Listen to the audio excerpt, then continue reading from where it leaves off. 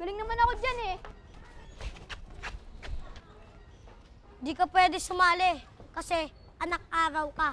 Baka mahawa kami sa'yo. Oo nga, tsaka abnormal ka eh. Hindi ako abnormal, tsaka hindi naman ito nakakaawa eh.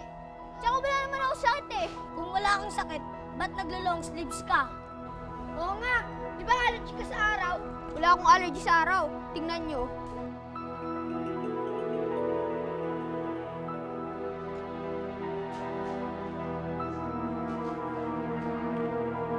Puti-puti mo. Normal ba yan? Oo, normal ako. Kulay din naman ang puti ah. Oo nga, siguro. Anak ka ng kano. Ampon. Hindi ako ampon. Ano?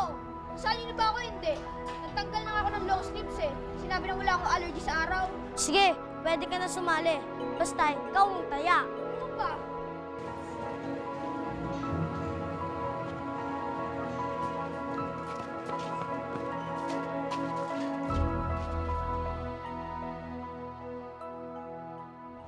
Oh, bakit wala pa si John? Asan na siya? Ewan ko, kuya. Baka nakipaglaro na naman. Alam mo naman yun eh, mahilig makipaglaro.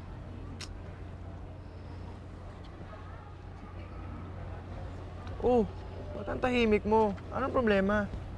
Wala. Wala. Eh, kita-kita sa mukha mo may problema ka. Nagalitan kasi ako ng teacher ko kanina eh. Hindi daw ako nag-aaral. Eh, nag-aaral naman ako. Tingin tuloy ng mga classmate ko sa akin. Tamad ako at saka bobo. Ba't ka napagalitan? Wala basta. Nasaan na ba si Jan? Kuya, hanapin na lang natin si kuya dyan. Sige, sige, sige. Tara. Pasaway talaga itong John na to. Daya-daya mo ah! Ikaw ang madaya! Buti pa nga pinasali ka namin eh. Anak ng araw ka! Anak ng kano! Ampon! Hindi ako ampon! Ano? Lalapang ka? Yabang-yabang mo ah. Ikaw ang mayabang eh! Kauwi na nga! Hoy! Ba't yung tinoto kapatid ko, ha? Tapasing kapatid mo eh! Angas-angas eh! Kuya, tinatawag niya akong ampon. Tsaka anak ng kano. Eh, ikaw naman pala ito ng una eh. At ikaw, ba't yung tinoto kapatid ko, ha? Hoy! Bakit mo inaway kapatid ko, ha? Gusto mo pa kita, ha? Gusto mo? Ha? Hindi ako kayo muna ulit! Kuya!